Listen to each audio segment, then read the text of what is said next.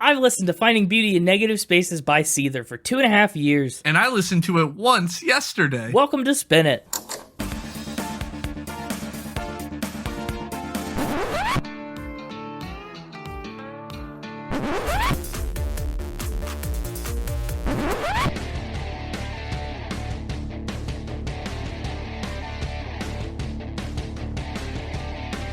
Hello, everybody, and welcome back to another Mixtober episode of Spin It, the podcast for people who'd rather be listening to music. I'm James, and that scary Mixtober noise you hear in the background is the ghost of Connor. Here he is. It's me. I really like our episodes that we put that in. What, the sound effect of you sounding like No, not me, please. The real one. It's like the thunder and the wolf howl. And the Mixtober intro? Yeah, it's good. Oh, I wasn't going to put it on this episode. Well, it doesn't need to be on this episode. I'm just saying I like it. Oh, okay. I thought you were saying you liked it because you thought it just happened. No, you said Mixtober, and I always think of it when we talk about Mixtober. Because it's pretty good. Yeah, it's pretty good. That's all I wanted to say was that I really like it. It'll be on one episode this Mixtober. Yeah, now I feel like I have to go put it in so that people know what we're talking about. No, they just got to tune in to the Mixtapers episode. That's true. We're going to let him take over next week, and that'll be really something. Yeah, so tune in next week if you want to understand what we're talking about. Or you already just heard it. I don't know. No, we can't give it to him. Self-advertising. But you said you liked it. Yeah, but we can't use too much of it. Don't spoil our fans. The point is, it's Mixtober. It is. It's almost Mixtober. Oh, it is. We're coming up on the last weekend here. Going by fast. But before it's over, we've still got to talk about Seether, which will be a blast. In more ways than one. I don't know what that means, but okay. In more ways than one, this will be a blast. Now, do you like, this kind of hard rock, metal level stuff? Not normally. Really? I know Seether was one that I didn't know if you knew, but you introduced me to some other bands that are kind of similar to this. Yeah, like? Well, we'll talk about them on an episode in the future. Well, who are they? Disturbed? Oh, yeah, you didn't know about Disturbed? No, see? Now you're all incredulous about it. I just assumed everybody knew about Disturbed. Nope, I hadn't at the time. Oh. And that gave me the misimpression, I guess, the ill-founded impression that you knew more stuff like it. I mean, rock is kind of my go-to genre if I had to pick, like, a genre. And so I get a little bit into the heavier stuff sometimes, but not like... I guess when you ask the question, my brain rephrased it as, are you a metalhead? Like, a big fan of, like, this heavy metal stuff. And the answer would be no. I think most people who are big fans of this would not... they'd consider me a casual listener. Okay. Yeah, that's reasonable. Casual listening is fun. I think almost every genre, except the musical genre, would consider me a casual listener of their genre. Maybe. I think I'm, maybe close to the same. I mean, I gravitate toward a few in particular, but I do kind of feel like I'm a jack of all trades in the music that I listen to. I go for, like, breadth and not depth in a lot of cases. My playlist jumps around as much as this podcast does. But cool. I think that means this has a decent shot at being something you like, perhaps. And maybe it's hit or miss. Maybe it's not like an album where every track is like, wow. But maybe we'll find some hits, some gems. Had you, heard of Seether, though, in your casual, unmetalhead listening? No, I don't think so. I don't know how I heard of Seether, to be honest. I really can't think of when I first heard of them. I don't even know why I gravitated towards this album, to be honest. But I was, in a situation where I wanted more metal on my Albums of the Month playlist. And I was like, ooh, Seether sounds fun. I haven't listened to them yet. And this album really surprised me when I listened to it. I liked it a lot more than I kind of expected to. And so when another Mixtober slot opened up on the podcast, I was like, ooh, this is a good time. Good time to throw it in. And actually, as a not super metalhead metal listener myself, I had some of these tracks on my playlist forever and on shuffle since I listened to the album for the first time 2.5 years ago. But really, for this episode, I had to kind of revisit this one almost from scratch. It just had been a long time since I had heard some of the deeper cuts, Walk Away from the Sun and Don't Believe. And I almost had to rediscover this album for the podcast. And it's been really fun. I might put Seether on the Albums of the Month playlist next month, too. That's exciting. Yeah, I know. It's been a blast. So let's talk about Seether, the one who seethes. The seethe who errs. I guess we should just open up with seethe is a weird verb, right? Yeah. Like, you just... Does anything seethe except for mad people? Like, I'm just seething with rage. Huh. Can I seethe with anything else? Excitement, like a form of like violent, like jealousy, maybe. Seethe with jelly? Yeah, but are they all negative? I feel like seethe has a really negative connotation. Yeah, I think it has a very negative denotation too. Oh, look at this. Interesting. I think it also can mean like boiling. It does. It means of a liquid bubble up as a result of being boiled. Yeah, exactly right. So like when somebody's mad, they're like bubbling, as the British would say. Yeah, like I made spaghetti tonight and I seethed my pasta. Oh, I see here. Apparently, as a noun, a state of seething, ebullition, ebullition. I don't think that's it. Ebullition. Ebullition is the action of bubbling or boiling. Oh, So that's like the noun form of seething. ebullitioner. Not as cool of a band, Yeah. but means the same. Ebullitionist. That's kind of cooler. I see the Cambridge Dictionary says it's to feel very angry but be unable or unwilling to express it clearly. And that's definitely not Seether. They express their anger and frustration, I think, quite clearly over the course of this album. Mm-hmm. But they seethe. They bubble. Anyway, that's a fun little etymology detour. Who knew? Not to be confused with the entomology detour, which is what the Mixtaper gave us a couple weeks ago with that spider that was named after Lou Reed. Yeah. Does okay, that's another tangent. Does entomology apply to spiders? Is it just insects? Ooh, that's a good question. I think I've just accidentally taken us on an arachnology detour. The science of arachnids is like arachnology. Yeah, see? I was right about being wrong. That's a little tangent to the tangent. Da-na-na-na-na-na. Anyway, Seether. They seethe. They bubble. They weren't always called Seether. Their original band was called Sarin Gas. Saron. Sarin Gas? Sarin Gas, I believe, is All right, I'm a little too in a Lord of the Rings mood tonight. Sarin Gas. About to say Sauron. That's when Sauron has a Chipotle for dinner. Yeah.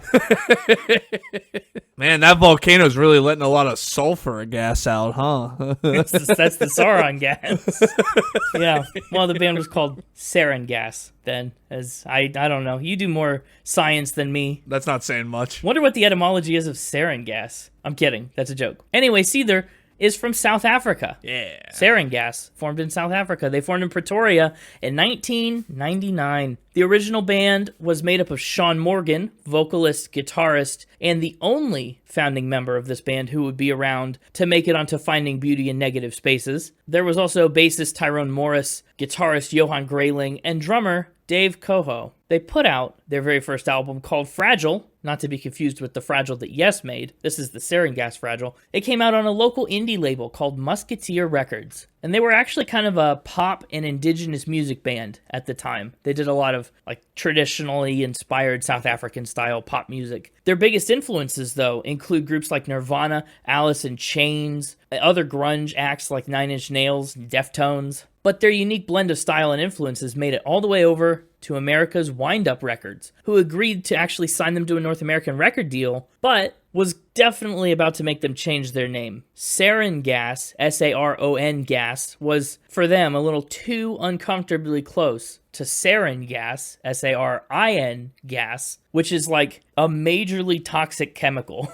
It's used in chemical warfare. It's colorless. It's odorless. It can cause death in 1 to 10 minutes. So that's fun. It's 26 times more deadly than cyanide. And it's a WMD. It's a weapon of mass destruction. Oh, yeah. Sarin gas is insane. Yeah. It's used in a lot of, like, sci-fi movies. It's like, oh, they're going to release sarin gas. Right, it's like a weapon of mass We destruction. got to stop them. Yeah. Not even science fiction. That could be science fact. Not to be like sensationalists or anything. It's that dangerous. It's that powerful. Yeah. So I guess that's kind of what I assumed they were making a reference to with the Saron name. So maybe it is pronounced Sauron. Oh, Saron, Saron, can refer to a Swiss interest rate on the Swiss average rate overnight. I don't think that's it. Or it can refer to an Indonesian musical instrument. Apparently, according to Reddit, so quick Google search to a Reddit page tells me that the name came from a sound effects CD, and apparently Saron means music of God. This was according to a South African article, although when I put it into Google Translate, that is not the definition. Okay. So maybe they got it from a sound effects CD? Yeah. So it's like sarin gas, but with a different definition of sarin. Apparently. They just took like Music of God, Gas. Maybe. Interesting. I actually really like that. It's a pretty cool band name, but it was unfortunately a little too cool for the label to handle. Who's to say? Not us. Well, Shaun, if you're listening, let us know. Anyway, that's your mini chemistry lesson. The label says, yeah, we're not touching Sarin Gas. We're not doing that. Go do something else. And the band said, okay, well, we'll be Seether. We'll bubble. And the rest is history. And also the present, because the rest is still ongoing. We'll bubble like a gas that comes off of the boiling liquid. Oh, yeah. Maybe sarin gas? You're seething sarin gas. Oh, gosh.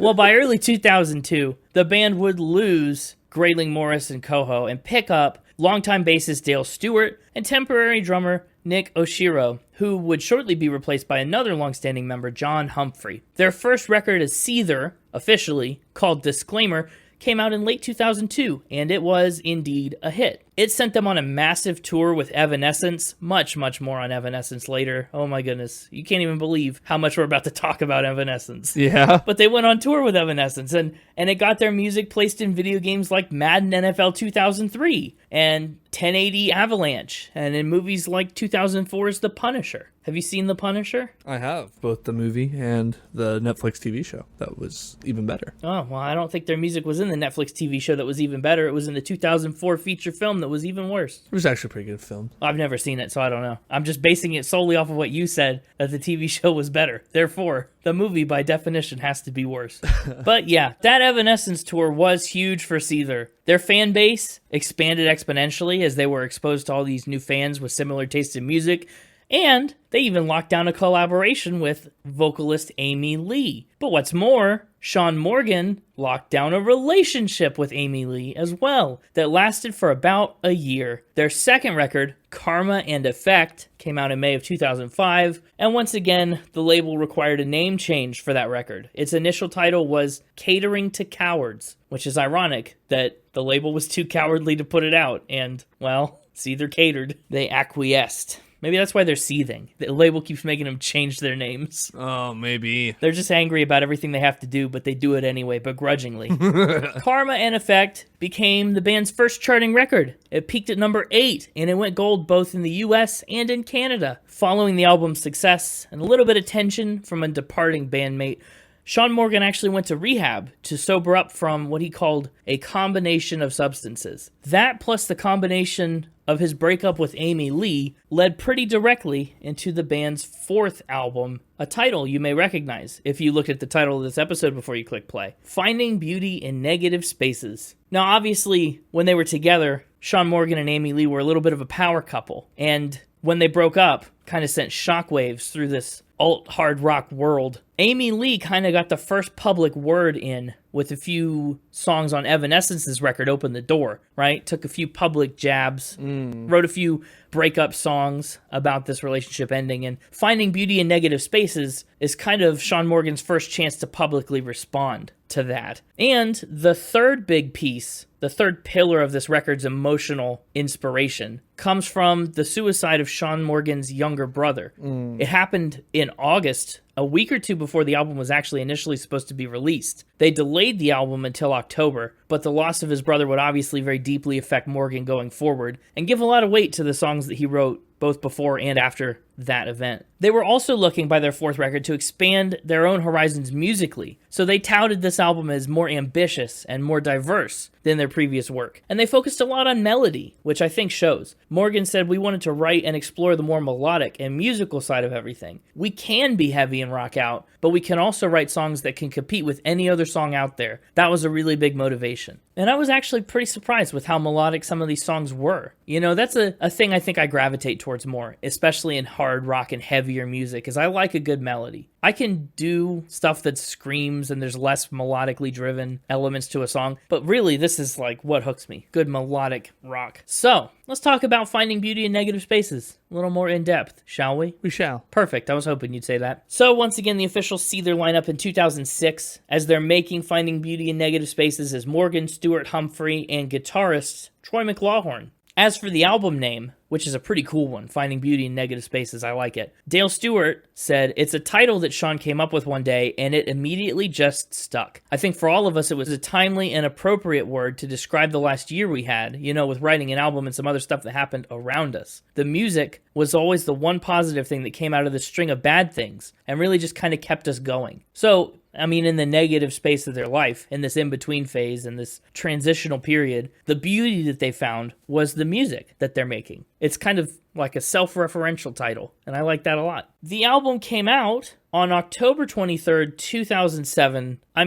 Almost exactly 17 years before this episode came out. So that's cool. And right around the time that Fantagram, that we talked about last week, was just getting started. A little bit of perspective there on how old this is. It's post-grunge, it's alt-metal. I always turn to this kind of stuff around Halloween and Mixtober. I don't know why. It just seems to fit, right? Yeah, even though they're not related at all. What, Halloween and Mixtober? 2 separate holidays. Yeah, they are. One's a month long and the other one is a day, but pretty much gets celebrated all month long. Exactly. But it's fine. It's fun. The band is called Finding Beauty in Negative Spaces, an album of extremes. And I think that holds up both musically and lyrically. A lot of extremes on here. Overall, their experimentation and their new direction for their sound paid off big time. Finding Beauty in Negative Spaces debuted at number 9 on the Billboard 200, and it moved almost 57,000 copies in its first week. More than a dozen years later, by 2020, it would be a million-selling platinum record in the US, and to date, it's the only Seether album to reach gold in their home country of South Africa, which they award for selling 20,000 units. So I was surprised to see that. I thought maybe they'd be bigger hits down there. The record was supported by 4 singles, Fake It, Rise Above This, and Breakdown, which all cracked the top 10. Rise Above This and Breakdown actually made it all the way up to number 1. And then when the record was reissued in 2009, and they added Careless Whisper as kind of a bonus track, it also was released as a single. Other trivia tidbits about Finding Beauty in Negative Spaces: some of the songs from the record earned the band a lot of hardware, including an MTV Africa Music Award for Best Alternative Artist and a Best Rock English South African Music Award. They also got singles in TV shows like NCIS, whose theme song I did not like, according to our March Madness bracket. But it also sent Seether on tour with Nickelback, and it got them appearing at festivals all over the country and the world. Nickelback is a band that's come up surprisingly little on this podcast, I think. I feel like we've had this conversation recently. Maybe we have, although I can't think of when. I don't know why, I just feel like we've recently talked about Nickelback. Maybe it wasn't on the podcast. I remember it too, but it can't have been on the podcast. I don't think. That's the only time we ever talk anymore. Well, when we're free at more overlapping times. Audience, James and I have had a major falling out. We're no longer friends. We only get together for 2 hours. We stay together for the kids. We stay together for you.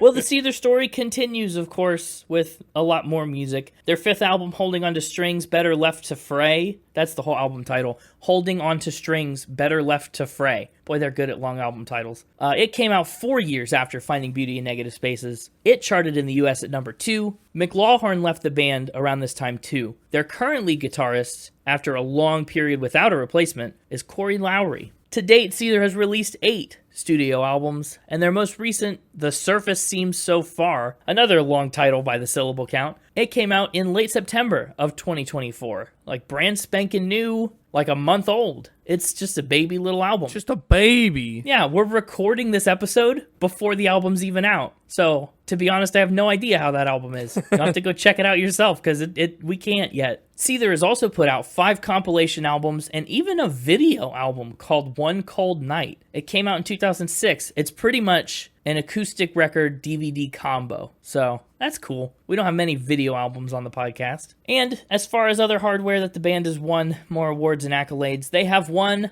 1 MTV Africa Music Award on 2 nominations. They've won 2 South African Music Awards. They've won 6 BDS Spin Awards. They've got 3 Billboard Chart Awards and a couple other awards as a band. Shaun Morgan personally has been awarded an Artistic Expression Award from the National Council for Behavioral Health for his outspokenness about mental health and his suicide prevention advocacy, which I think is really awesome. Turns out, Seether and Shaun Morgan founded and host the Rise Above Festival, which is named after, of course, the Seether song Rise Above This. It's become the biggest suicide awareness music fundraiser in the world, and it's ongoing annually to this day. It happens every October. every Mixtober, coincidentally. So there you go. That's Seether. You've learned a little bit about what Seether has been bubbling up to. And now it is once again time for the Mixtaper to present more facts or spins. And one of us will leave the Seether. Whoever is the most upset by the final scores this week will officially be the Seether. Maybe that you guys both leave the Seether if, you tie. Oh, we both leave seething? Yeah. If it's a 50-50, I think that's the only option. It's either you both are or neither. Neither Seether. Neither.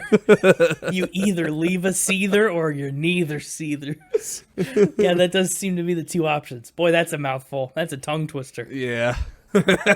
Well, I guess I better get out of the way of the microphone. I guess give him a chance to say hello and have at it. Hey, it's me, the Mixtaper. Well, hello there. Happy Mixtober to you. I say it every week of the month, but I'm saying it again. I appreciate that. Yeah, well, I just want to make sure you're continually having the happiest Mixtober possible. Well, you could make it happier by giving me a shutout this week. Well, I'm not going to give you one, but if it happens, it happens. And then I'll leave the Seether. Oh, boy. You'll be the lever Seether. I'll believe it when I see that. Well, what facts do you have for us today? I have some fun facts. Shaun is a cheerful guy. I'm sure he is, yeah. It's your first fact title. Shaun's a cheerful guy. Yeah. When I hear you say that, I mean, my mind immediately jumps to, like, Christmas cheer, right? Mm-hmm. What makes Shaun Morgan so cheerful? It's in his name. It's in his name? Yeah. Well, it's not in Shaun and it's not in Morgan. Are you about to tell me that Shaun Morgan's middle name is very cheerful? Not his middle name. Oh, okay. Well, which one of the other names? His last name. Morgan. No. Okay. His other last name? His real last name. Morgan's his middle name. Oh, interesting. You know what? Didn't realize that he went by his middle name. What's his real last name? Velgamut. Did you look up how to pronounce that, or did you just wing it? I wung it. Wung it. I don't think it's wung. Wanged? You wung the past tense of winged. Wonged? Did I wonged? Winged, I think, is normally what people would say. Winged? Yeah. What's that mean? Cheerful. I guess I assumed that, and I really didn't need to ask. What language? Dutch. Dutch. And with that in mind, now we're going to play our newest Spin It game show. Spell that word. Pronounce it again. Velgamut. In Dutch, I almost want to say it's A with an umlaut, if it's Dutch. L-G-A-M-U-T. Incorrect. The correct answer, W-E-L-G-M-O-E-D. Okay, so you really just took a guess. You really wung it. No. Well, in parentheses, it says pronounced, and then there's like the phonetics of V-E-L-G-A-M-O-O-T, which I chose to see as Velgamut. Okay, that checks out phonetically, I guess. But the spelling is W-E-L-G-M-O-E-D. Cheerful. Yeah, it's a Dutch word that means cheerful. Was he a very cheerful Dutch baby? Because, kind of grew up and came from South Africa. Yeah, I don't know. I don't know either. This is a bold move to lie about a last name. Mm-hmm. I mean, a last name is something I feel like I would 9 times out of 10 find. I mean, look how often I find middle names of people. I'm a bold guy. Yeah, I guess so. I think I'm going to say this is... He's going to go truth, audience. I think I am going to go with fact. Yeah, I think I'm going to say this is a fact. You can hear it in his voice. I think somehow I didn't find this. He thinks that I wouldn't be bold enough to lie about this. You would, but I don't think you have to, because I think it maybe is true. Okay, so you lock that in for me? I get, but cheerful's like the opposite of seething. True. Unless he's bubbling joy. Ooh, bubbling joy instead of bubbling rage? Yeah. Be ironic. It would, but that's what you'd want me to think, right? I don't know. Lock in an answer for me, please. I guess I'm going to lock in fact. I don't know. Locking in fact. Feels like a stretch, but I'm going to go for it. I'm a bold guy. Yeah. Who likes irony. That's true. And it is pretty ironic. Pretty ironic that the seething band's frontman's last name would be Cheerful. Yeah, it is. It is ironic. The question is that a natural irony or is it an irony that you made up? It is an irony that I found because it's natural. Oh, it's real. It is a true fact. Wow. It's a true fact. He decided to go by Shaun Morgan because Americans had a hard time pronouncing Velgamut, and I think I am Exhibit A of that. As you've proven very clearly today. Wow, that's cool. Okay. Mm-hmm. You just lied about someone's real last... I didn't lie. I guess you told the truth. You Yeah, just told the truth about someone's real last name. I just never thought that'd be the kind of spin that would come up. I feel like I would have known that, right? Right? I don't know. Apparently you didn't know it. I was shocked when it wasn't in the rundown anywhere. And then I saw the irony of it and went, well, that'll make a fun fact. It did. That's a really fun fact. Hold on. Let's look at him actually saying it. Honestly, I was pretty close there. Yeah, you were. They had a little more of a Danish, like, a little more phlegm. Yeah, more, and they're more of a mutt instead of a moot. But otherwise, I think I'm impressed. You wung it well. I'm a pretty good wunger. No, winger. You're a pretty good winger who wung well. I wung well. We'll find out how well I wung at the end of this round. We'll find out how well you wung if you leave seethed. You either live long enough to... Never mind. No, you start with die. You die a hero, or you really botched that one. Yeah, well, you either die a hero. Yeah, I know. You either die a wunger or live long enough to see yourself become a seether. Where to next? Yeah, well, that was such a cheerful fact. Let's take it in another direction. They were part of a massacre. Oh, boy. That's a whole other direction. Like an actual massacre where, there was a loss of life? A Texas one, yeah. Oh, okay. A Texas one with, let me guess, axes. Ooh, close. Oh, really? Yeah. Hatchets. Further? I'm going to say hatchets further. Okay. Chain axes. No, you nailed it. Yeah, they were part of a Texas chain axe massacre. You nailed it. Well, I'm going to call this one a spin. I happen to know the massacre in Texas was with chainsaws. Oh! I got him. He got me. Him. Wow. Okay, Texas Chainsaw Massacre, the movie, perhaps? Perhaps. What, pray tell, did Seether do in the Texas Chainsaw Massacre? A little oink oink here, a little oink oink there. Okay, you're quoting Old MacDonald. Well, he's a pretty notable guy to quote. Yeah, he did. He had that farm, remember? Oh, what did they do? Oink, oink? Well, he had a farm in Texas where there was a massacre. Okay, are you saying that Seether... How did Seether do pig things? They had a song on the soundtrack for Texas Chainsaw Massacre. Sure. Okay, and what's it? Called Pig. It's called Pig?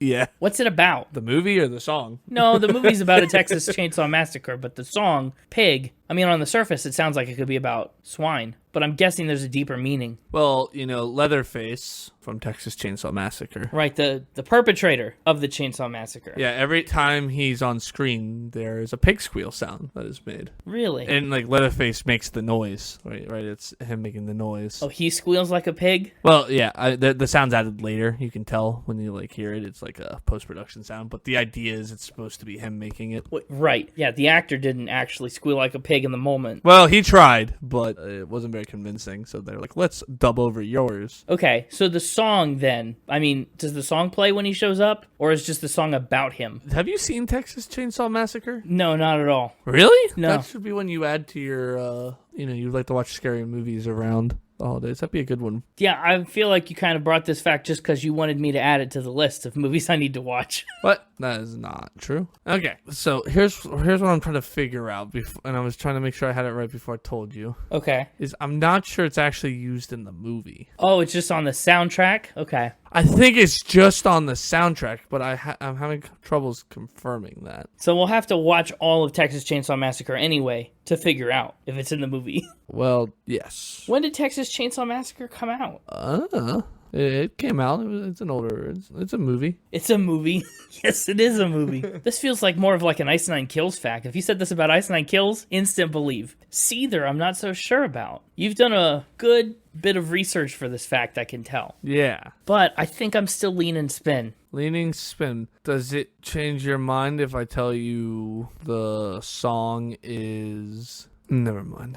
I was going to try to tell you how long the song was, but I don't actually know. That's not going to change anything. It's just a random detail. Okay, so you're leaning spin on this? You don't think that they had a song in the Texas Chainsaw Massacre? No, I don't know if they were a part of a massacre like this. I don't think their song called Pig, if it exists, is relevant to Texas Chainsaw Massacre. I think it maybe is totally unrelated, if it exists. Wow. I feel like I should know, but I don't. So, big old IF. But if it exists, it's probably not about this specific chainsaw massacreist.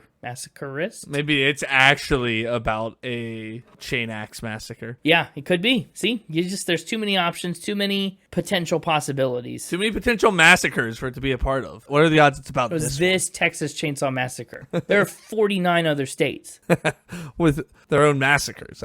Yeah, I don't know. Texas thinks it's special, so you're locking in spin. Yeah, I think this is not true. This is a true fact. Well, I was never going to lock in twoo, so This is a true fact. Okay. That's what I thought you meant. Yeah. Okay, that's real. It's real. It's the 2003 remake of Texas Chainsaw Massacre. That's why I asked what movie it was, because I was like, didn't the original Texas Chainsaw Massacre, isn't it like from the 80s or something? Yeah. I feel like it way predated Seether, and we just never... 1974. 74? Yeah, it's an old movie. Wow. Classic, though. So what really was throwing me through a loop here is the 2003 remake had 2 soundtrack albums released. My goodness. That's excessive. Yeah. One was meant for regular audiences featuring the popular metal music. One's for irregular audiences who are a little too into Texas Chainsaw Massacre. Well, and then the other one was just the film's original score as composed by Steve Jablonsky. So I think that one's just like, here was the score from the movie. But then the first one's like, here's the score from the movie, plus a bunch of songs by metal artists. Plus popular songs inspired by... Okay. Yeah, exactly. So that's what was really throwing me when I was like looking for the soundtrack of the movie. I kept finding just like it not in there.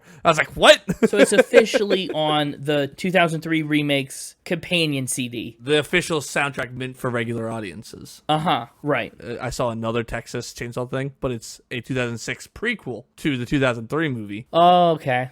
The Texas Chainsaw Massacre, The Beginning. A prequel to the remake. Yeah. Well, I didn't know the Texas Chainsaw Massacre Cinematic Universe, TCMCU, was so expansive and complex. But anyway, so far, let's recap. Shaun, he's a cheerful guy. Yeah. And the band was part of a massacre. Cheerfully. Cheerful guy, part of a massacre. They also bless the rain. Quite frequently, actually, they bless the rain. They bless the rain quite frequently. Yeah. This can only be a reference to Toto, right? Uh-huh, yeah. In Africa. Uh-huh. Do they cover Africa? They haven't, like, released an official cover, but they have a version. They play it frequently? Yeah. Well, Toto forever. Seether forever. Oh, God. So why do they play it? Seether forever. Yeah. Why did they start covering Africa? Aside from being from, the continent of Africa. It's their Clear Their Minds song. Oh, interesting. So when they're working on a new song, Shaun usually will like do an acoustic version of it when he writes a song and then take it to the group, and the group will then workshop it and like build it up into a full like metal song. Sure. And when they hit like a roadblock where they're not really sure how something should sound, or they're kind of going back and forth on what they want the song to be like, and they just need to clear their minds and start fresh, they'll perform their version of Bless the Rains in Africa. So they don't perform it or anything? No, it's just their Clear Their Heads song when they need a little break from whatever they're currently working on. What's so therapeutic about it? I mean, it's a fun song. We talked all about it on our Toto episode, but... They just like that kind of music. They like that, and they like country music. Though there is a quote here where Shaun says he does not think he'd be good at writing a country song. He says, I could write the sort of stuff that's country-esque, but I don't know if I could actually write something that is considered a proper country song. Yeah, maybe not. I think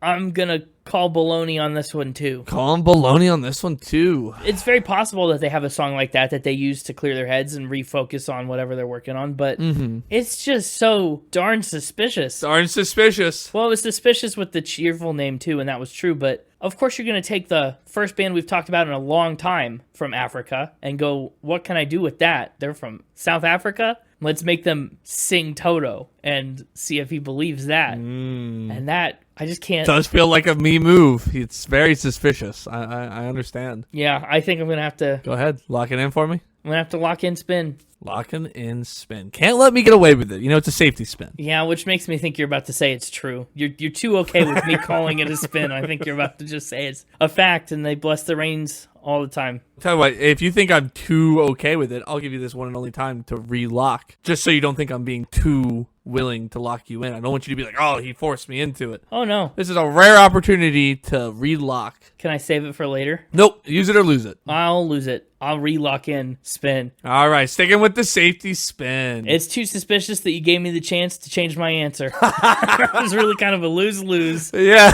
It was suspicious that I was so okay with you locking in Spin. It was suspicious that I gave you the chance to change your mind. I understand. Uh-huh. This is a spin. And it's a spin because they're from South Africa, right? Oh, yeah, absolutely. They're down in Africa? Come on. Yeah, it's true. They are from about as down in Africa as you can get. Bold. That was bold. That was pretty bold. You gotta have a bold one every once in a while. You guys see what I gotta test the line every once in a while. That's true. You've got 2 bold ones this week, though. What do you mean? Well, a fact about his last name was a bold shot, Oh, yeah. and this was a bold one. I'm a bold guy this Mixtober. They were part of a massacre was kind of more in italics. Well, that just leaves one more explosive fact. Oh, that's right. We did say they were going to... Well, Connor alluded to the fact that there were more explosions to come. Sparks were flying when Dale met his wife. How did Dale meet his wife? When she was on fire. Oh, she was on fire? Yeah, he's like, you hot. I thought this would just be like a fire-adjacent fact. Yeah, she was on fire. Why? They're pyrotechnics. Oh, she was like the girl at the rock show, huh? And then things got a little out of hand? Yeah. Some stray sparks from like what kind of firework thing do you call that? Where it's just like sparkly? Like a sparkler? Oh, yeah, like a sparkler. Right, that's what I've got. Yeah, it just shoots sparks out. A stage-size sparkler, not like 4th of July, run around as a kid. No, not like a stick. He was holding in his hand. Yeah. Close enough to light her on fire. Some spray sparks were singeing her. He noticed it and jumped down off the stage and was like, hey, you're on fire. I feel like that's an unnecessary thing to say. Like, thank you, Captain Obvious. What, she didn't know she was on fire? I guess that's the way I interpreted it, since he had to, like, tell her. Excuse me. But so they're in the middle of performing, right? And he stops the playing, as you would. Yeah. And jumps down. Well, they were in the middle of performing. I don't know if it was in the middle of a song or if it was, like, in between songs. Or just the pyrotechnics going off at a random time in between songs. Well, the pyrotechnics usually go off at, like, the end of, like, a big number or something, right? So maybe. It could be, like, after all the sparklers, because he would have had to jump through the sparklers or gone around. If you go through the sparkler to try and take someone and stop them from being on fire, you're going to double the problem. Right. So I guess in my head, the song ended, the sparklers went down, and he saw her in the front on fire and was like, let me put you out. But I don't know. I wasn't there. No, of course not. That'd be wild. But anyway, he says, I jumped down off the stage, put her out, and was very apologetic. He was apologetic. It seems like just an accident. I mean... Well, but still, you can apologize for causing an accident. Yeah, but I don't... It was his pyrotechnics. He didn't set it. Is he a licensed pyrotechnician? No. But, you can still apologize for something like that, especially in America. Americans are very apologetic. Sure. Yeah, I mean, I'd apologize too. Yeah, exactly. Oh, I'm so sorry we caught you on fire. Yeah. Will you accept my hand in marriage as recompense? Well, no, so you see... We got to get there. How do they get married from this? Yeah. So he's apologizing, and he offers to buy her a drink after the concert. Oh, that's nice. And so she agreed, and they hit it off straight away, and then they got married. I actually don't know when. This was in Chicago in September of 2012, but I don't know how long after they got married. Interesting. But that's how they first met. Met his wife on fire in the front row in Chicago. Indeed. You don't hear about too many pyrotechnic accidents at rock shows. Was this like, I don't know, like a misfire or a planned pyrotechnic that someone was too close to? Like, how did this not happen other times? I really don't have any other information for you. All I have is in this section of facts about the band where they're talking about all the band's marriage life. Shaun's multiple marriages, Dale's marriage, and how he met his wife. So I really, all I've got is that little anecdotal story about it. I don't know how it happened, why it happened. Okay. Just that he met her when he jumped off the stage to put her out after the pyrotechnics set her on fire. You know what, when, who, and where, not why how or or how. why. Yeah. Sorry. That's okay. You know what? I think this is a fact. He thinks it's a fact, folks. I can't even believe what a wild story. Their vows must have been off the rails. But I think this is true. No pyrotechnics at the wedding. I think you gotta have them at the wedding. Come full circle. Really? A full circle. Light her on fire again.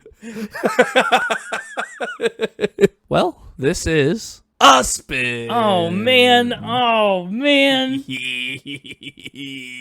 I really wanted that to be true. I did too. It would be really nice if it was true. It'd be a really weirdly sweet love story. A meet cute, but not cute. He did meet her at a Seether show in Chicago in September of 2012, and she was in the crowd, and he put someone else out. Someone else caught on fire that wasn't his wife. Yeah, in between songs, he did ask her to join him for a drink after the concert, and she agreed, and they hit it off straight away. In between songs? Wow. Uh-huh. Imagine going front row in the pit to see one of your favorite bands play. One of the members is just looking down at you and is like, hey, you're cute. You want to get a drink after this? Like, okay, yeah, sign me up. That's pretty wild. Oh, they actually they got married in 2019, so 7 years later. Wow. Almost, probably today, because it was on September 21st, so to the month. Oh, do you remember the 21st night of September? But yeah, when you said explosion earlier, and then I took the microphone from Connor really fast and did my best Connor impression. Oh, you did that? And then changed this as a spin to turn this into a spin. To make it explosive? Really? It was going to be true and you blew it up. Yep. Well, it's kind of a cool true fact, right? That's in between songs, asking a random girl to get a drink, and the next thing you know, you marry her. Next thing you know, 7 years later. Yeah, that is quite a story. So yeah, that was gonna be a cool true fact, and then I was like, I can make this a spin. Sparks were flying when he met her then, but not literally. It could have been the same title. It wasn't, but it could have been. He was seething with love. I don't think that's how that works. Well, if it's just any emotion that seethes. I don't know. But with that, we're the neither seethers. Yeah, neither of us are seethers this week. We're the neither seethers. Or we're both leaving seething. I forget which way we said that works. We're on the same playing field, 50-50. And with a fact, spin. Now we split that one right down the middle. Yeah. I think it was a fun round. I enjoyed that one. It was. Here's a fun fact. Yeah? Wow. The last fact, spin episode we had was Daryl Hall and John Oates and the abandoned luncheonette. Don't call them Hall & Oates. No, they're not Hall and Oates. Daryl Hall and John Oates. They seethed at each other. What episode was that? 131. So almost a year ago. I mean, we're on the 70s, right? So That's 171. Yeah, it's been 40 weeks. Yeah. Wow. Since a fact, spin. Anyway, that's my little factor spin analytics trivia. Thank you, statistics department. No, thank you, me. Well, you remember the statistics department this week. I guess so. Mixtaper, we'll see you next week for your big week. Oh, yeah, next week. My big week. Woo! Do you know what you're going to do yet? Are you picking another Halloween 13? Another Halloween? I mean, you already picked the best 13. Hey, this is numbers 14 through 26. No, just another Halloween 13. Oh, okay. It's not definitively the best 13 then. Yeah, no. It was 13 songs guaranteed to put you in the spooky spirit, I believe is what the tagline was. So it wasn't like the best 13. It was just 13 guaranteed songs. So this is another 13. Another guarantee. Mm-hmm. Okay. Well, we'll see you next week for that. I've got my squirrel mask ready. Until then. Hey! Nope. Wait, what? What? I thought that was so blatant. I thought you did it on purpose. Until then. Yeah. Oh, goodbye, Mixtaper. Welcome back, Connor. Welcome back, Connor. What happened here? Can you not hear me? No, I can. Stop it. I thought your computer was dying or something was wrong with your audio drivers. I'm sorry. I was just really trying to find beauty in a negative space, and then you kept making it a positive space by putting words in it. Oh, okay. Let's take a moment and find beauty in the negative space. Good idea before we move on. Wasn't that beautiful? I've seen better. Well, sorry. It doesn't have to be the most beautiful thing in the negative space. You can just find anything a little beautiful in the negative space. Oh, okay. It's like how dandelions are actually kind of cute, even though they're a pest. Even though they're a weed. Yeah. You know what we can find some beauty in? What's that? The negative space this cover puts me in. Yeah, this negative space of a small ghost ripping open her chest. Yeah, that puts me in a real negative space. Yeah, it's an interesting one, isn't it? The album art on Finding Beauty in Negative Spaces was designed by artist David Ho, a Chinese-American artist who also designed the album cover for a record called Vicious Delicious by a band called Infected Mushroom. Ooh. You know what I find beautiful about this negative space? What's that? She's kind of striking the Superman pose. Oh. Like, I imagine she's, like, trying to do the da-da-da-da. They're like, oh, crap, I'm not wearing anything under my skin. I'm not wearing skin. I forgot I didn't put my skin on today. Oops, time to go to the telephone booth. It is kind of a Superman pose. Now that you mention it. Did not think about that. You're welcome. I focused too focused on the ribs to think about Superman. Dude, I can focus on some ribs right now. Are you hungry? Those sound delicious. I'm a little hungry. You're recording hungry. That's a bad idea. Kids, don't hunger in podcast. Right. Well, this character's name is Candace the Ghost, not Ryan the Ghost. Candace the Ghost. Yeah. And apparently she's the same character that's on that Vicious Delicious album cover. She's trying to bust her brothers. No, not Candace from like Phineas and Ferb. But she does have lore. She's not just an isolated character. There's a story about her. Yeah? What's the story? Hit me with the story. Well, Candace the Ghost, when she was Candace the person, she fell out of a treehouse and she died. And she met the king of hell. Is that the devil? I would assume so. I didn't read the whole story. I read the summary of the story. And I'm giving you the spark notes of the spark notes. Wow. You spark noted? I might have read the whole story. I don't know how official it is. Anyway, the devil, or perhaps the king of hell, if they're a different person, he sentences Candace to roam the earth as a ghost. So she gets lonely because nobody can see or hear her. Typical ghost stuff. Yeah. Classic ghost stuff. Yeah, and she starts to resent humans because to her, they're ignoring her. Feels a little misplaced of her anger, but okay. I know. But eventually she gets so bored, she starts to study philosophy and learns to find the good in people. Oh. Yeah, she discovers beauty in the negative space. So what's this little, like, thing in the bottom right? Hold on, we'll get there. There's more to Candace the Ghost story. Oh, we'll get there, my bad. Sorry. It's a very Mixtober-y story. It's like we're sitting around a campfire telling Candace the Ghost stories. Oh. When she studies philosophy, she realizes people are good. She makes a friend because she saves a little boy from evil spirits that want to hurt him. Wait, she saved him from other ghosts. I was about to say, she can interact with people, but they can't see her? Like, what? Yeah, she interacts with the other spirits that want to hurt the boy, and she saves him. And she makes a little ghost friend. Oh, a ghost friend. Got it. Well, he does die, right? Oh, so she doesn't save him. She saves him, but he eventually dies. And then also gets punished to roam the earth. And she's like, hey, I saved you before you died. You're filling in a lot of blanks that I'm about to fill in correctly. Oh, okay. Right. The boy eventually dies. He goes to the king of hell, and Candace says, wait, don't doom him to roam the earth like I did. Take me instead of him. She was going to get set free, and he was going to take her place. And she said, no, I'll stay. Just let my friend be free. Oh. I think the end. So it was a one-way friendship. Because he couldn't see her when he was alive. And then she just kind of shows up and goes, I shall sacrifice myself for you, my friend. And he's like, who's this? Who are you? Sure, great, thanks. Yeah, maybe. I guess that's what I understood the situation to be. And then the king of hell was like, all right, well, since you can't roam the earth, I guess you get tortured by spiders. Enjoy. Maybe. I think he ended up in the good place, though. Oh. I don't know. I'm not super up to date on the lore. But anyway, I think it's interesting. I think it's a nifty little story. It's apparently not interesting enough to be up to date on the story. Well, you're just asking a lot of questions that I wasn't planning on you asking. I was just going to tell you this, and I thought you'd just accept it. This is how the Mixtaper feels every week against you. Yeah, fair. That's fair. But I really like that this character has a story, and there's the context for finding beauty in negative spaces. Yeah. Right? It's this character who literally... Oh, and that's why she's Superman posing. Because she was the hero for that boy. Because she saved him. Yeah, sure. Yeah, she's a superhero. Yeah, but she's this character who literally exists in between life and death, trying to find beauty where she thought there wasn't any. It's cool. No Skin Woman. Candace, the no-skin woman. Candace, the No Skin Woman. Had a very shiny nose. And Oh, wait. It's just the same syllable count and cadence. It's pretty good. Anyway. That thing in the lower right corner that you asked a question about before I was ready to tell you about it. Yeah. Is the... Well, now I don't care. It's a Chinese character that means beauty or America. It's in there. Let's see. Well, shall we get into the tracks? I suppose we should. Up first is track 1. A very good place to start. It's called Like Suicide. On a literal level, some people interpret Like Suicide to be about drug abuse. But on a more metaphorical level, people have also understood it to be a song about a one-sided relationship with someone who doesn't reciprocate your feelings.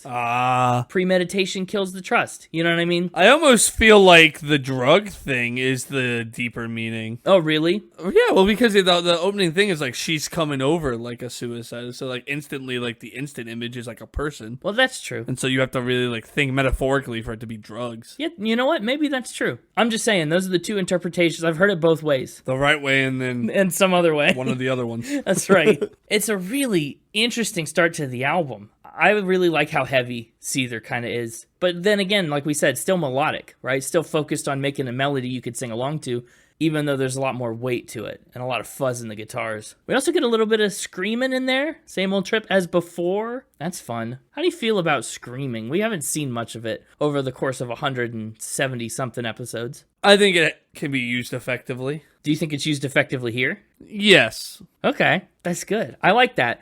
I think so much of this album is about frustration, right? All those feelings are bottled up, and this is like a catharsis. So yeah, I think screaming really works in that context. Maybe it's the same old trip part that makes people think drugs, and then others be like, oh no, that's the metaphor for a woman. That could be. I don't know. I really like that part though. Yeah, it's a great chorus. And I think they do a good job at, like, the chord structure's not too complicated. It's easy to follow where the song's gonna go. Yeah, I think screaming can be used effectively and stuff like this. I listen to, I have a song called Monster. I'm talking about Skillet? Yeah, Skillet does some screaming stuff. That's true. And I like that. I listened to that a lot in high school. Yeah, In fact, I think you're the one that introduced me to them. that's possible. That's a real throwback. Yeah. You know, the other part of this song I really like is at the end of the bridge. You set me up to fail this time. There's that moment of, like, a deep breath before it fires back into the last chorus. Everything cuts out except that scream, and it's really raw. I like that a lot. I think it's a good opening track. I don't think it's by any means a high point on this album. Probably wouldn't be one of my top tracks, but it's definitely a good scene setter. It really sets you, yeah, it's a scene setter. It's a good opener, like you said. And it's especially, I don't know, just to look at the album cover of this ghost ripping her chest open and to know that this album is all about, I mean, in the wake of the death of his brother and about his own struggles with past relationships and drug addiction, this song kind of encapsulates everything about all three of those supercharged situations in one. Yeah, I have a question, though. Okay, what's your question? How did you interpret the lyric, she is coming over wearing genocide? Is that an outfit? Is that a perfume fragrance? Oh, what is genocide in the metaphor? Yeah, what is genocide? Because my brain went to perfume, but I could see how maybe somebody would think clothing. Maybe it's a hat. A hat? The genocide hat? I don't know why I just went to fragrance. I don't know. Fragrances always have weird names like that. Yeah, they do. That's what I'm thinking. If genocide wasn't a word with, like, actual horrible meanings. Yeah. If genocide didn't mean anything, that would be like something they would call a perfume. Totally. Yeah. I think it's a song that's full of emotion, and it's emotion that's real. You know, you just can't fake it. And Fake It just so happens to be the name of track 2. Is it really? What a coinky dink. I know. Who could have thunk? I like the opening to this one. It kind of had like a blues swing vibe to it almost at the beginning. That da da da da da da da da da da da. Yeah. It's got a great groove. Yeah. This is the first song I think that would be on the top tier for me. It sounds great. Honestly, I hate to say this because I know there are some connotations and associations that go along with this statement. There are some times here where Mr. Shaun Cheerful is singing, and he sounds just a little tiny bit like Chad Kroeger from Nickelback. Whoa, you comparing him to Nickelback? I hear it a little bit on... that's not a judgment on Nickelback. That's not a judgment on Nickelback, and it's not a judgment on Seether. No, I didn't think it was a judgment on Nickelback. I think the listeners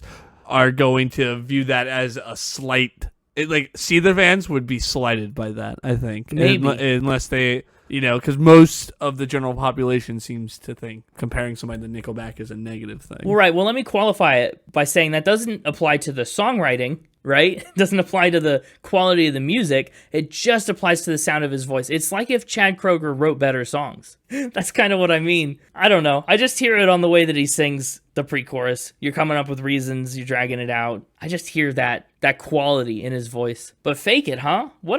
Just a groove. What a rock song. It was the first single from the album. It hit number 1 on the Hot Mainstream Rock and Hot Modern Rock track charts in the US. Hit number 56 on the Hot 100, making it Seether's second highest peaking single. And it's gone platinum. In 2021, Billboard actually named it the 10th most successful song in the history of the mainstream rock tracks chart. It's a good song. It really is. It's all about... Fake it. It's all about faking it. It's about the lack of transparency that Morgan saw in society around him. Yeah. He said some of it was inspired by LA, some of it was inspired by my sister. She's 15 and represents what I would consider kids of today and what I feel kids of today are like. A bunch of hypocrites. This song is about 15-year-olds faking it. I mean, it is about 15-year-olds faking their personality, you know, trying to find identity. He said, it's sad that being an individual makes you an outcast as far as kids are concerned. I guess it's always been that way, but it just seems to be worse today. If you don't have people striving to be themselves or to be creative, then ultimately people just burn, concentrating on their physical appearance more than their personality. So this is, you know, people faking their personality, being disingenuous. Also a fun fact about this, it started out as a bedroom recording. Morgan did a little demo of it and called it Quirk. And if you pre-ordered the record before it came out, you actually got the demo of Fake It /Quirk. That's pretty neat. Interesting. It's also been in video games like Burnout Paradise and Rock Band. I know you're a Guitar Hero guy, so you might not have known that. but it was even the official theme song at a WWE event in 2008. Oh, that was around the time I was watching it. Yeah. Might have known this song. Yeah, you might have. This song, it makes you want to wrestle. Makes me want to wrestle. Yeah.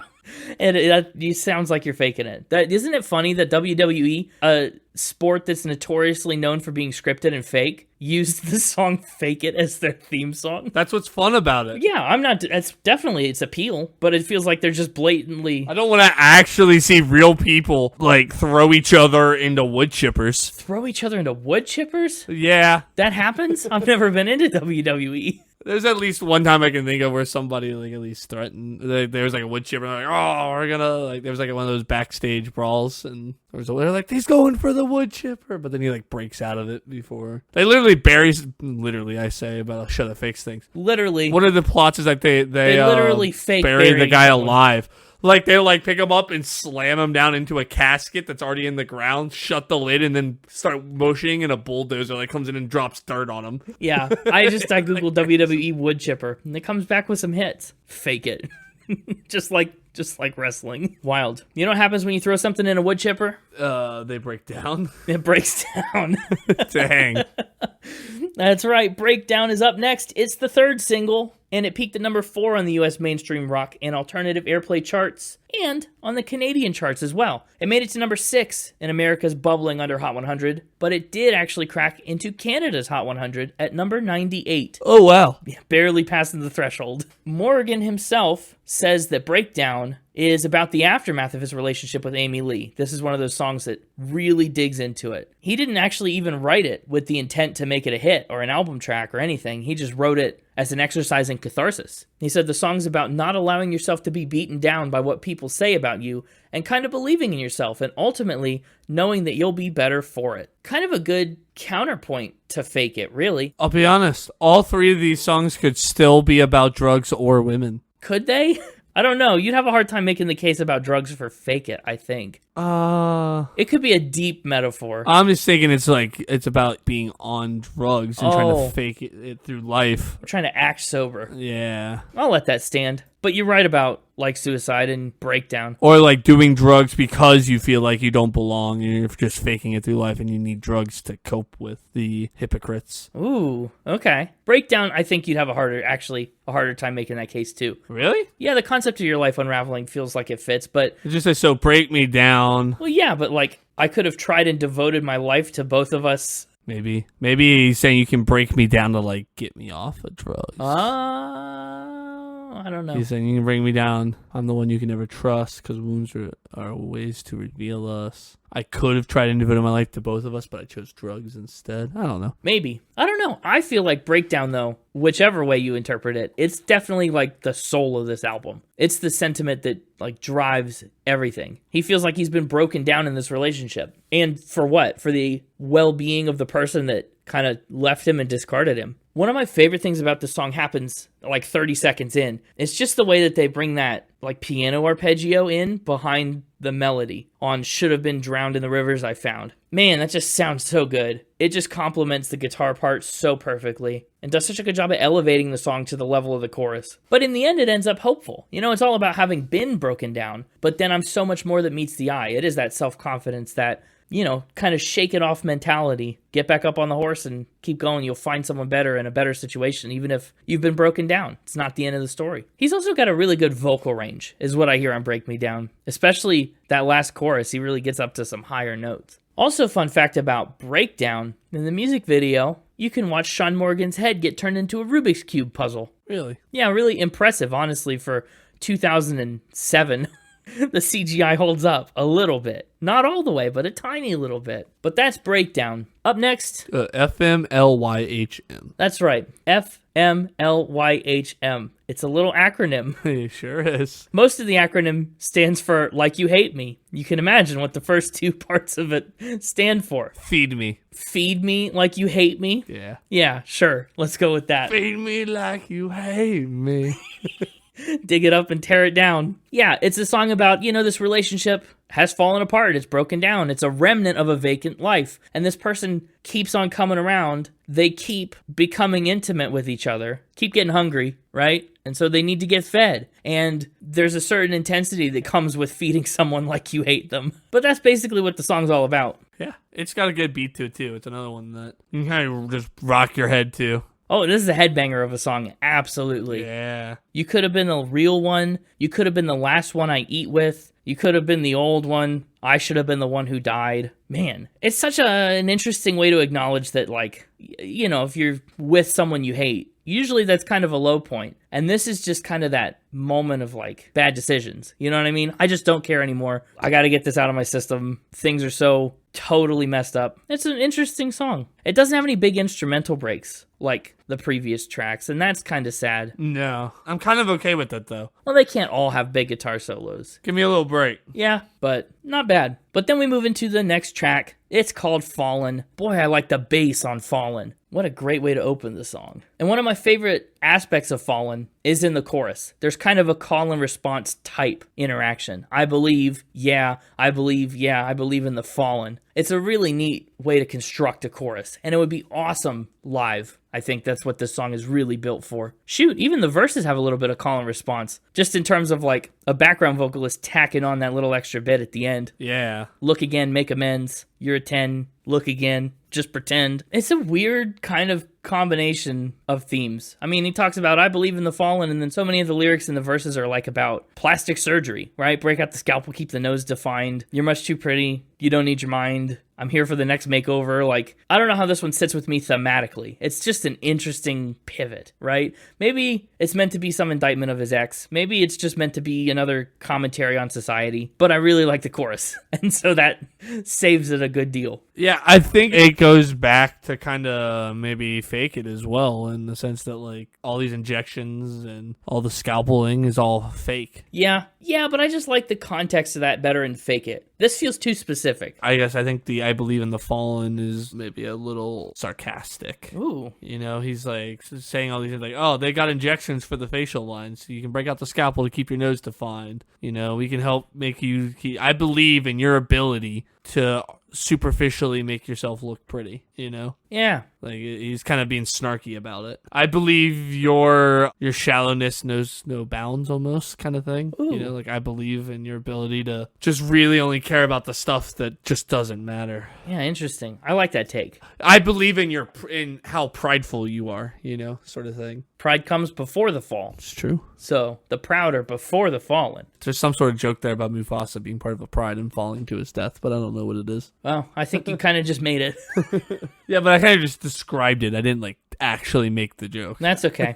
Anyway, let's talk about Rise Above This. Oh, after we've fallen, now we're rising. Good placement. Yeah, you fall, you rise. I really like the transition there. This was their second single, and Rise Above It was their second straight #1 song on the modern rock charts after Fake It. He wrote this song about his brother Eugene, and he actually wrote it before his suicide. In the years afterwards, of course, the song has taken on a whole new emotional weight. A lot of context has been added situationally, but wow, Rise Above It. It's never what I expect it to be. You know what I mean? You listen to the first 5 tracks, I feel like I'm in a certain headspace for this album, sonically. Rise Above This comes in less like a metal, hard rock kind of song, and almost more like a pop rock kind of song. Yeah. And I think a lot of it is because they lose some of the fuzz on the guitars once that vocal comes in. It comes back on the chorus, Call Your Name Every Day, but it's really sunny and, you know, bright at the beginning. And it's such a hopeful message. I've fallen down, but I'll rise above this. Hard stuff happens, but I'm stronger than it. I'm better than it. It's kind of an extension of the sentiments that he put forward in Breakdown. I'm more than meets the eye,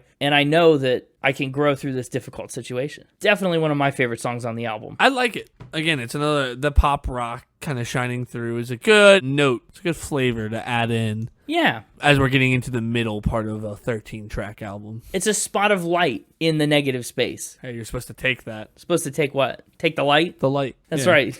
He tells us right in the first line of the song. It's like when you bite into... Where's this going to go? I don't know. I didn't have a good example. I was going to make one up, but I was afraid it was going to sound dumb, especially since you immediately started judging it. When you bite into Well, I was gonna say, like, when you bite into something and there's a little ingredient that you didn't expect to be in there, and you get it and you're like, it like makes the whole meal a little better. You're like, oh, that was nice. Okay, like a donut that you don't realize is a jelly donut. Ooh, yeah, when you bite into a donut and it ends up being a jelly donut. Yeah, that is always nice. The worst is the opposite. When you think when it's like, oh, this is a jelly donut, but really it's a little jelly from the jelly donut your coworker Steve got on your donut, and so making you think it was a jelly donut, and then you bite into it and just get nothing but more donut. Yeah, that is a bummer. But you know what? You can insult Steve, your coworker, with the jelly donut all you want. He will rise above it. I really like the bridge of this song, too. I'll mend myself before it gets me. Because it kind of implies that, yeah, maybe the thing that I'm trying to rise above did damage. Like, I'm not impervious to it. But I can fix myself. I can pull myself up. Yeah, fall damage is on. Fall damage is on. One of the first things you gotta check in any video game. Friendly fire and fall damage. Yeah, I think checking fall damage is less of a thing that I do. More so I just discover when fall damage exists. Because I accidentally, jump off something. But you rise above it. The game goes on. I do wonder about some of these lines. 48 ways to say that I'm feeling helpless. What's that mean? Is that something? Let me look it up. I have no answers. I can only find a lot of lyrics, like websites that quote the lyrics. So I can't find what it means. But oh well. And again, this is the song that inspired the Rise Above Festival. What a great song. It may very well be a playlist pick from one of us. We'll see. We'll find out. Yep. But up next, we kind of delve back into some familiar thematic territory with No Jesus Christ. Because it's another song, much like Fake It and Fallen, that is all about posturing. He calls out hypocrites and people that think that they're better than everyone else, holier than thou. They're in a position to judge everyone, so they think. But newsflash, you're no Jesus Christ. You don't have that authority. You don't have that power. You're just a person. It's a really interesting take with an evocative title. You're just a man. Yeah. And I really got to talk about some more of these lyrics. I mean, this is a heck of a song. Before you hedge those bets you placed against me, be reticent of fortunes they foretell. That's a line that, I don't know, I just don't think you hear a ton in music. Be reticent. I don't think I've ever heard it. You have now. I think it's cool. I think it's clear that he puts a lot of thought into the construction of his lyrics, and it's interesting to put language like that in a song about people being pretentious and holier than thou, because that's kind of the way that someone who's thinking that of themselves would talk, right? It's kind of that looking down my nose at you kind of talk. I like it. It's got such a simple chorus. He just yells, "You're no Jesus Christ." Yeah. And I think the meaning is clear. It comes across. I think he means that you're no Jesus Christ. Could be. There's, not much metaphor to that. It's got a nice long outro, too. You keep taking over, I keep rolling over, I can't take it anymore. I kind of like that. It's just got a good feel to it. But how do you think, the song is 7 minutes long. It's the longest song on the album by a lot. Yeah, it's a little too long. I kind of think the same. It's not that I dislike any part of it in particular, but boy, right in the middle, too. Like, the album funnels to this. Yeah, in the notoriously, slump of most albums. Middle of the album slump, you put a really long song. Like, come on. Yeah, but you gotta rise above it, He just taught you how to rise above this, and then he gave you the 7-minute song that you need to rise above. Up next is another song that is kind of ambiguous in its meanings. Gun Quota. Shaun has called Gun Quota a cry for help. Other people have interpreted it as trying to work on his alcoholism, limiting himself to a 6-pack a day as he tries to get sober, trying to wean himself off of it. People have talked about how it's about how much addiction has factored into his relationships and all the bridges that he burned along the way. And it's interesting. It's a weird image, right? 6-gun quota. Yeah. It doesn't inherently mean anything. So you kind of have to just extract meaning from all the other lyrics and impose it on that. Unlike No Jesus Christ, where the meaning is very clear from that one sentence, these ones require a lot of context. I like that he's limiting himself to it. Yeah, right. When I first saw the title of the song, I thought it was going to be you got to earn a 6-gun quota. That's your quota to hit. Oh, it's a minimum. Yeah. But this is a maximum. This is a ceiling. It's a cap. I limit myself. And limit myself is an interesting image, too, because it means it comes naturally to go for more. Yeah. Or he's been going for more for a while now. Yeah, the norm is more than 6. And so now he's got to pull himself back. I limit myself to a 10-piece Wendy's chicken nugget now. Yeah. Wolf down every nugget I've found. Now I limit myself to a 6-nug quota. There was a time when I was 50 nuggin. Yeah, right. Oh, that's funny. I limit myself to 6. 6 nug quota. It's just gun backwards. It's just gun backwards. That's perfect. I'm never going to listen to this song the same way again. Oh, and it's such a serious song. I hate that. You're welcome. For anybody who doesn't know why we're laughing about nuggets right now, go listen to episode Lights. Lights. I think it's 74. It's Pep by Lights. It's like 74. Yeah, our episode on the album Pep by Lights. You'll get all the context you need. But anyway, boy, what a song. Nuggets aside, I've played down every feeling I've felt, and I bottled them up till the well ran over. I've been, at this for so long. I've burned all these bridges. I've cut off so many people and denied myself so many emotions that it's finally just exploding out of me. And this is like the best way I can deal with it. And it's all packaged in a very catchy song, very sing-alongable chorus. Yep. And up next is another song that kind of takes us back to the sunshiny, more light-sounding style of Rise Above This at the very beginning. Walk Away from the Sun. It's kind of started out a little country. Yeah, with just a straight-up acoustic guitar. Yeah, well, it's just funny since didn't the Mixtaper say that Shaun Morgan said he didn't feel he could do a country song? Yes, he did. And I think he could. I think this song kind of proves that he could at least give it a shot. Everyone does country songs nowadays. Beyonce did it. Post Malone did it. What's to stop Seether? Apparently, Shaun Morgan. Well, yeah, touche. He's kind of a driving factor in whether Seether will make country music. Well, Walk Away from the Sun was actually the first song the band finished for Finding Beauty in Negative Spaces. So that's neat. And it's inspired by Morgan's time in rehab. So again, maybe a really interesting place to put this after Gun Quota, if it's about cutting back on substances. Yeah. Now this is all about rehabilitating yourself. I like the Tina Turner reference. Well, look, it's not a Tina Turner reference if he just says turn away from the ones who hurt everyone and walk away from the sun. That's not. Not just turn away is not Tina Turner. It's not what I meant. Okay. I was referring to Tiny Dancer Beware. She's Private Dancer. Tiny Dancer is Tiny Dancer's Elton John. No, Elton John. I mixed up my dancers. did. Tiny Dancer, Private Dancer. Pretty different. Yeah, well, they could be the one and the same. Maybe it's a private Tiny Dancer. That's true. Yeah, sorry. Nice Elton John reference. Right, yeah. Mixed up my dancers. I do believe that is intended to be an Elton John reference because there's no other context in which I know the term Tiny Dancer. We're Tiny Dancer Beware, we're medicated and scared. This smile is hard to wear, but I have no gun. He can't meet the 6-gun quota. Yeah, well, he is meeting it if he has none. Oh, he's less than the 6-gun cap, right? It's really a quota kind of does imply minimum, like something you have to hit. Anyway, I like Walk Away from the Sun well enough. Yeah, I like it. But I always end up kind of forgetting about it. I think it's overshadowed by most of the other stuff on this album. It maybe be in my lower middle third or bottom third. That's interesting. I think it would be my upper, we're bringing it in the thirds. It'd be definitely middle third, but upper half. So I guess upper middle third as well. Okay. It's definitely like a middle of the road song for this album, but I think it is on the upper end of that middle. I'd flip it. But usually we are on the opposite end of songs like this. It's balladier. It's as close as you get on this album. Yeah. So.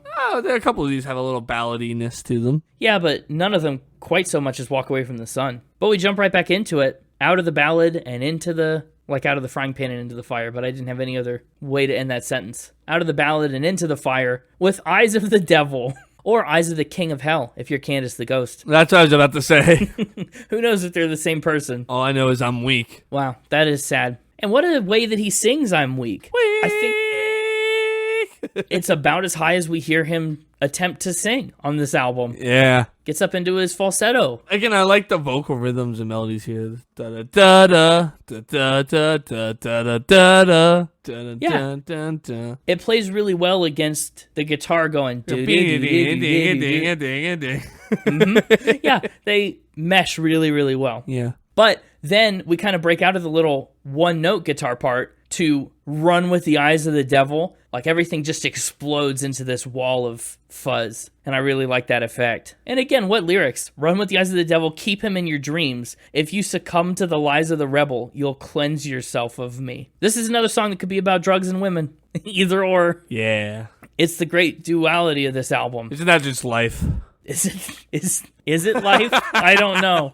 Eyes of the Devil is just a really intense song. Yeah. I don't think it moves me in particular. I don't think it's necessarily the most musically memorable song, but it's a solid track. And it's also worth noting it's another long one, the second longest song on the album. Mm-hmm. And I kind of feel the length of Eyes of the Devil more than I feel the length of No Jesus Christ, to be honest. Just because I'm not as bought into it. I disagree with that, but I also agree with your original sentiment that this one feels long. I just feel the other one also feels longer.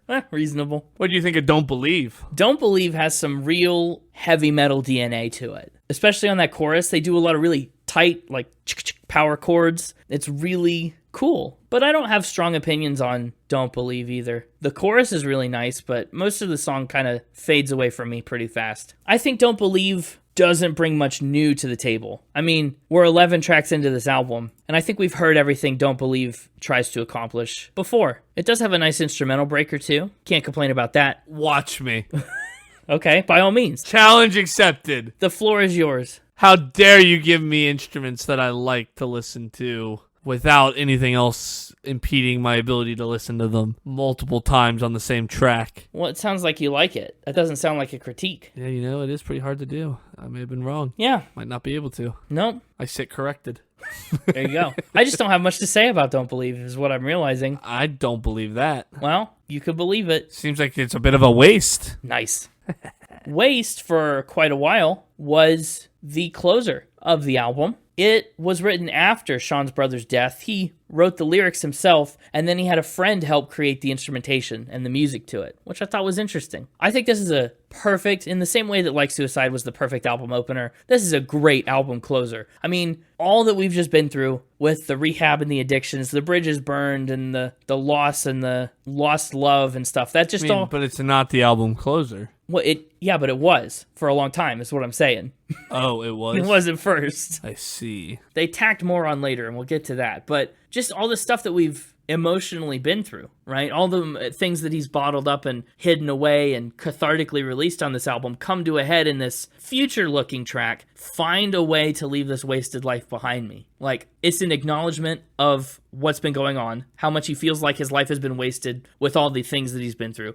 But then it's like a plea. It's another cry for help. I want to move forward. I want to get out of this, and I want things to be better. I want my life to not be a waste. And this is an interesting case where he's appealing to an external power. You know, a lot of these songs are like, oh, breakdown. I'm so much more than meets the eye. Rise above this. I can mend myself. I can make it myself. And then we get to Waste, and he says, find me a way to leave. He's talking to someone else and saying, I don't have the power to leave this wasted life on my own. I need it to come to me. I need it from external places. And it's a really interesting bit of self-awareness that the rest of the album hasn't presented. What'd you think of Waste? I liked Waste, actually. I thought we'd been in a bit of a slump since Walk Away from the Sun. Yeah, I would call this album decently front-loaded. But then I liked Waste. I think I agree. It's a good closer. Yeah. Now that I know it is a closer.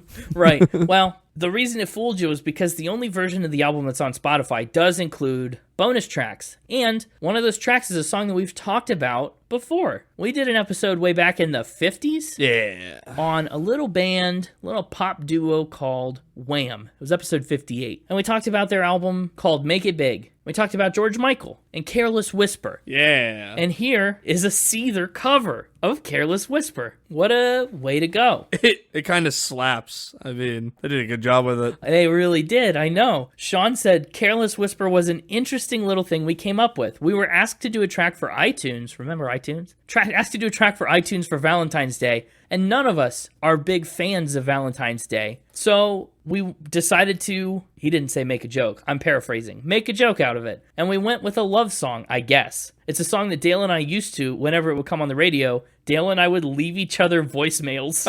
He said it's such an over-the-top dramatic song that we had to cover it. It's something we just did as a joke, we did it for fun, and it became a single. So Careless Whisper was the fourth single, even though it was a little bit belated, from Finding Beauty in Negative Spaces. I think Careless Whisper is a surprising song to fit perfectly into this metal mold. But you're right, it slaps.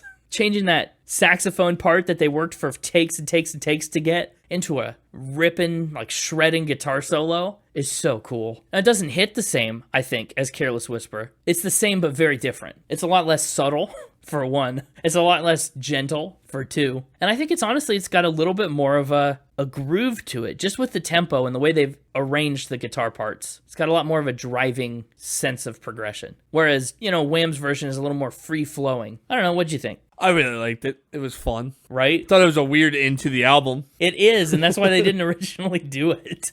I think they just stuck it here to stick it here, because it needed somewhere to live. I'm still partial to the original, but this is a pretty fun cover. It's hard to top the original. That's true. But if you're gonna do it, and you're gonna kind of stick to the same general style, this is a good way to cover a song, to just abandon most of the framework of the original and arrange it, orchestrate it in your own way. We've seen songs that do that before, and I feel like a cover that tries to innovate rather than just straight up emulate is usually going to work better. When a band puts their own flavor and their own style into it, that really, makes it their own a little bit. So let's dig into Final Spin. Let's let our scores seethe forth.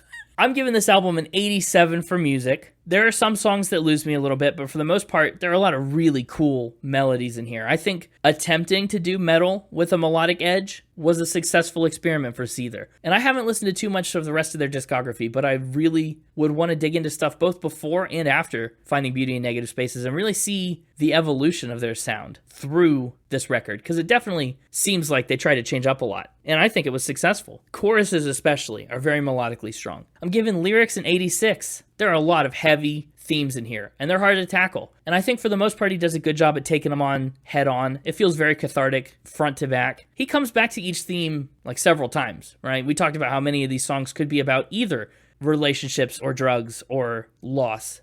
They could kind of fit all the molds, but I don't think he does enough to differentiate sometimes between ideas. Walk Away from the Sun, it feels like a watered down version of Rise Above This. Stuff like that. It's not distinct enough lyrically in all places, but I'm giving lyrics an 86. Instruments and production, boy, it sounds good. I really like a lot of the production decisions on this album. I'm giving it an 85 for that. I like their guitars. I like their just big sound. I like his voice. I swear I do. I know I compared it to Nickelback, but that wasn't a diss. That was a compliment. And the overall vibe, giving it an 88. I think it's a good Mixtober album. I think there's a lot that can be gleaned from this album. I don't think it's an album that teaches you lessons, but it's a cathartic album. It's an album that lets you process your emotions in a new way through someone else's eyes. And I think that's nice. So the album's overall score is an 87.7, and it lands on my ranking list at number 200. Wow, higher than I expected. Really? Why is that? I don't know. I just heard a lot, especially as we got into the final third of the album.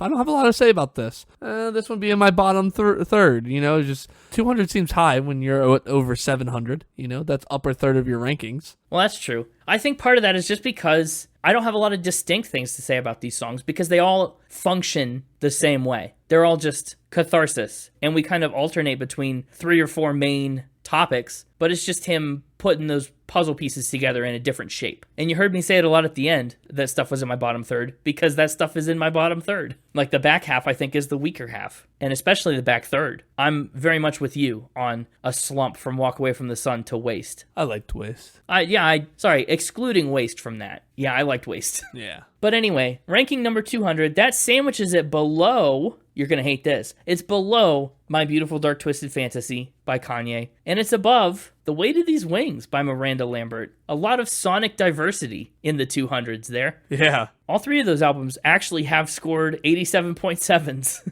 They've all got the same net average, so they've been tie broken. But yeah, that's me. My playlist pick is maybe going to be dependent on yours. Really, I just don't know. There's a couple of good songs I would pick from this. I was surprised how much I liked this album, and I was impressed, really, with Seether. So I'm happy to have the album in my repertoire, happy to have the episode in our podcast lineup. Heck yeah. What about you? What score are you going to seethe for Finding Beauty in Negative Spaces? I seethed the 200. What score is bubbling up for you? Ooh, for me, a good old bubbly... I muted myself so Connor can't hear me, but my prediction is a 6. Yeah, I'm going to actually give this one 8 1 quotas out of 10. 8 1 quotas? Not nug quotas? Well, more of a 1 quota of 8. I need to wing 8 things so that I can hit my 1 quota. I see. You got to limit yourself to an 8 1 quota. Oh, yeah, I can't wing more than 8 things. Yeah, right. That's a week. Yeah. You know what? I am a little surprised by an 8. I feel like almost every single song I said I liked. That's true. You couldn't hear it, but I told the audience I was predicting a 6 Oh, when did you say that? recently. Well, you're wrong. But I was pretty far wrong. Yeah. Not pretty far. Only 2 off. Yeah, but that's 20% in the grand scheme of 10. That's the difference between an A and a C. I liked it. I liked it. Honestly, it was at a 9 until we hit the end slump. The slump. Eyes of the Devil. Yeah. That dropped it to an 8. Well, that's fair. And I can understand that. 9. That's pretty impressive. I really liked it. Maybe I was just in the right mood for it, but it was a fun one to listen to. Well, good. I'm glad you liked it. A lot of interesting lyrics, a lot of headbanging, a lot of good melodies. Yeah, maybe we'll have to dip back into heavy metal more often. Yeah. Just can't go too heavy or it'll crush me. I can only take so much weight. I'm not strong enough. Yeah. I'm no Superman Ghost. No. Or maybe you are like Candace. You just got bones under there, no muscles. Superman Ghost also would have been a fun lyric, but... You mean unit? It would have been a fun lyric, but I don't know what that song would have been like. Oh, yeah. Superman Ghost would have been a fun unit. That's what I meant to say. Uh-huh. Yeah, it would have. But, yeah, I'm going to slot this one in, honestly, right below Avenged Sevenfold. You're very clumpy with your genres. I'm not trying to be. You know what? If I were picking, I would say Avenged Sevenfold is maybe about as similar to this as we've done. Yeah. I'm not trying to, but yeah. I mean, I'm going Destroyer. Well, we got the alternative coin in there, but otherwise, you got Destroyer by Kiss, American Idiot, which is punk rock. I got a lot of different types of rock going on. Yeah. With a random coin and shin in there. Right. The Avenged 7 episode is one we haven't talked about a lot. Yeah. It's a legacy episode. That's 28. It had wedding roosters, apparently, as my unit. As for my top 3, am I still mentionable list? No, this is your first week of freedom. Wow. Back with the honorable mention. You've paid off your Wellerman debt from taking 8 top 3s. Yeah. And now you can just take your normal 3 and a honorable mention. I paid off my quota. Your 8-pick quota. That's right. Well, in album order, honorable mention right off the bat with Like Suicide. Really? Yeah. I thought you'd save it for something more valuable down the road. Well, it started in a top 3, but it got relegated to honorable mention. It got bumped. Yeah. Next up, right after it, Fake It. That one was the one I thought you'd start with. Right after it, Breakdown. We're just going in order. Well, I always give it in order. But... Well, I just mean we haven't skipped anything yet. Yeah, well, now we're going to skip all the way down to Rise Above This. Yeah, rightfully so. And that's the 3. Top 3. There you go. That's a good top 3. Mine would look a little different, but not much. I would maybe swap out a honorable mention on Like Suicide for a Jamesable mention on something like Waste or 6 Gun Quota. But I think the rest is pretty close. What's your playlist pick? I'm down to 2. Oh, okay. What are your 2? Fakin' and Breakdown. Really? I can't decide which vibe I want. Do I want the more plunky, who's to know if your soul will fade at all? Or the break me down, like the more like heavy? It's definitely heavier, yeah. Yeah. Do I want plunky or heavy for my pick? And so I'm kind of going to wait to see what you pick. Because I'm assuming you're not picking one of those 2 based on a statement you made earlier. Fair. But feel free to pick one of them. That makes my choice easy. Yeah, well, yeah. But based on what you pick, that might decide which way I go. I'd be fine with either of those, so I'm not going to influence your decision either way. Fake It seems to be the fan favorite, so part of me wants to go with that, but it says that the fans' playlist pick. This is my playlist. Your favorite song playlist, exactly. Yeah, and I'm their champion, so they'll be happy with whatever I take. That's right. Anyway, what are you taking? I think I will take Rise Above This. That's what I figured. I think it's just such a cool song. I like the emotion behind it. I like the fact that it's inspired their music festival. It's got a cool story to it, and it's uplifting. So that makes me want to take Breakdown then, because I think Rise Above This is a little peppier. It is. So I think maybe to balance that out, I'll take Breakdown. Plus, I just really like the hit. Break me down. I know, right? It's great. Well, that'll shore up the playlist picks. I think that takes care of everything, other than, the self-promotion. That's true. If you want more Spin It, you can find us wherever you get your podcasts, of course, but also on Instagram at SpinItPodOfficial, on X at SpinItPod, and on the web at www.spinitpod.com. Make sure to leave a little like, leave a little comment, leave a little follow, leave a little. But take a lot. Leave a little, take a lot of knowledge. I like it. We'll see you next In week. fact, why don't you comment on somewhere, your choice, dealer's choice on where to comment, but tell us what you took the most from this episode. Ooh. Did you know that Shaun had a other last name? Yeah, what's the coolest thing you learned? Did you know how Dale met his wife and weren't fooled by the Mixtaper? Let us know. Did you know the etymology of the word seethe? Like, whatever it was. We'll see you next week for the Mixtober finale. The Mixtaper's taking over, talking about some seasonal Halloween songs. I'm excited for that. That's always a fun time. And you'll be at Con, right? It is that time of year. Connor convention. All the Connors go to Con. And convene. Meet up. Well, that'll be fun for you, I'm sure. I'm here they're letting the KONERs back in this year. Oh, that's big. Wow. Revolutionary for the Conner crowd. Yeah, well, they petitioned and got enough signatures, so it's a trial period. You know, it's a probationary admission to Con. Yeah. Great. Well, that's next week. For now, we have to wrap up this week and say, Keep spinning. Keep seething. Well, don't seethe. Like, be happy. Oh, don't seethe. Be cheerful, even. Yeah, be Shaun Cheerful. Wait, we didn't do the tell a friend, did we? Oh, we didn't. That's what I get for going out of order. But we'll do it here. You're still listening. Tell a friend you want to feed about the podcast. Yeah, that's right. And see what they say. If you hate them, don't. Again, don't seethe. But if you want to feed them like you hate them, tell them about the podcast. Yeah. Find someone you hate and tell them to feed you. And then also tell them about the podcast. If it doesn't work, we aren't responsible for that. Yeah. Spin it like you hate them. Oh.